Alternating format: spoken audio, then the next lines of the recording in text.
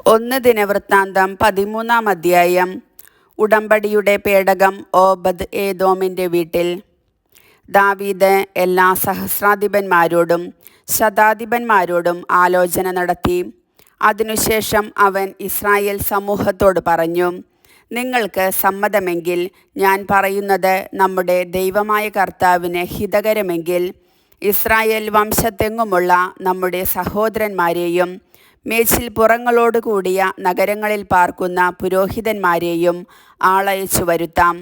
നമ്മുടെ ദൈവത്തിൻ്റെ പേടകം വീണ്ടും നമുക്ക് നമ്മുടെ അടുക്കൽ കൊണ്ടുവരാം. സാവൂളിൻ്റെ കാലത്ത് നാം അതിനെ അവഗണിച്ചു കളഞ്ഞു. ഇത് എല്ലാവർക്കും ഇഷ്ടപ്പെടുകയും അങ്ങനെ ചെയ്യാമെന്ന് അവർ സമ്മതിക്കുകയും ചെയ്തു. ദൈവത്തിൻ്റെ പേടകം കിര്യാത്ത് യെയാറിമിൽ നിന്ന് കൊണ്ടുവരുന്നതിന് ഈജിപ്തിലെ ഷീഹോർ മുതൽ ഹമാത്തിലേക്കുള്ള വഴിവരെയുള്ള ഇസ്രായേലിനെ ദാവീദ് വിളിച്ചുകൂട്ടി. കെരൂബുകളുടെ മധ്യേ വസിക്കുന്ന കർത്താവിൻ്റെ നാമം ധരിക്കുന്ന പേടകം കൊണ്ടുവരുന്നതിന് ദാവീദും ഇസ്രായേലരും യൂദായിലെ കിര്യാത്ത് യെയാറിമിൽ ബാലായിൽ ചെന്നു. അവർ ദൈവത്തിൻ്റെ പേടകം അബിനാദാബിൻ്റെ വീട്ടിൽ നിന്ന് എടുത്ത് ഒരു പുതിയ വണ്ടിയിൽ കയറ്റി. ഉസായും അഹിയോവും വണ്ടി തെളിച്ചു. ദാവീദും എല്ലാ ഇസ്രായേലരും കിന്നരം, വീണ, തപ്പ്, കൈത്താളം, കാഹളം എന്നിവ ഉപയോഗിച്ച് സർവശക്തിയോടും കൂടെ ദൈവസന്നിധിയിൽ ആർത്തുപാടി. അവർ ഗീദോൻ കളത്തിലെത്തിയപ്പോൾ കാളയുടെ കാലിടറി. പേടകം താങ്ങാൻ ഉസ കൈനീട്ടി.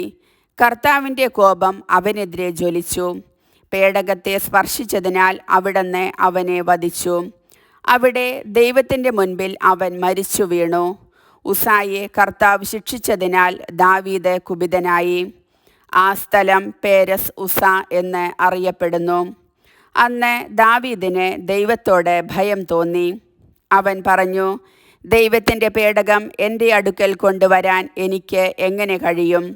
അതുകൊണ്ട് പേടകം ദാവീദിൻ്റെ നഗരത്തിലേക്ക് കൊണ്ടുവന്നില്ല. അത് ഹിത്യനായ ഓബദ് ഏദോമിൻ്റെ ഭവനത്തിലേക്ക് കൊണ്ടുപോയി. ദൈവത്തിൻ്റെ പേടകം 3 മാസം അവിടെയായിരുന്നു. കർത്താവ് ഓബദ് ഏദോമിൻ്റെ കുടുംബത്തെയും അവനുണ്ടായിരുന്ന സകലതിനെയും അനുഗ്രഹിച്ചു. കർത്താവിൻ്റെ വചനം.